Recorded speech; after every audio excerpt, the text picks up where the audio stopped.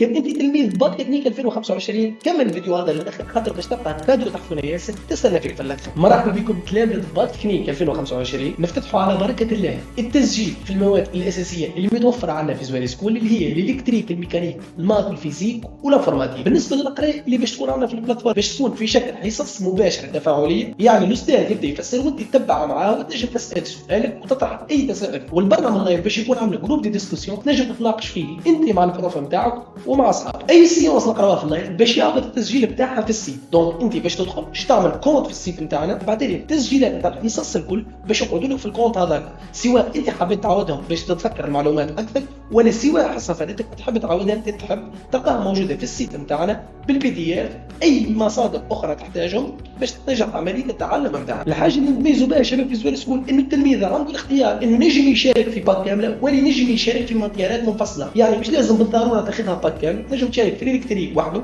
تنجم تشارك في الميكانيك وحده، تنجم تاخذ دو ماتير من بعضهم انت واللي يساعدك. وبالنسبه لطريقه القرايه كيف تنجم تقرا بالشهر، تنجم تقرا بالتريمستر، تنجم تقرا بالعام، وتنجم تعمل اي اوفر انت ساعد. بالنسبه للاساتذه اللي يخدموا معنا شباب هما من خيره الاساتذه في البكالوريا التقنيه، وهذه حاجه بشهاده التلامذه تاع البكالوريا طيله 5 سنوات واحنا نقريو في تلامذه الباك تكنيك. وهذا تنجم تتاكد منه كي تدخل للشان يوتيوب بتاعنا زويل سكول. البروفات اللي باش تلقاهم قاعدين يفسروا في زويل سكول هما بنفسهم اللي باش تقرا عندهم لايف، وهذه حاجه تميزنا شباب اللي احنا في زويل سكول مختصين في تلامذه البكالوريا التقنيه وفي البروجرام نتاع البكالوريا التقنيه. اي تلميذ باش يشارك معنا من طاوع حتى كش 1 سبتمبر باش يتحصل على تخفيض ب 30% على اي اوفر موجود عندنا في زويل سكول. وكتحب تشارك وتتمتع بالتخفيضات هذه تلقى في الديسكريبسيون في الفيسبوك الفوق ولا في اليوتيوب اللوطه لي كونتاكت نتاع الاداره نتاعنا وتنجم تكلموا وتتمتع بالتخفيضات هذه. وهيك نكونوا كملنا الفيديو نتاعنا نتاع اليوم شباب، وملتقى ان شاء الله في فيديوهات اخرين، والسلام عليكم.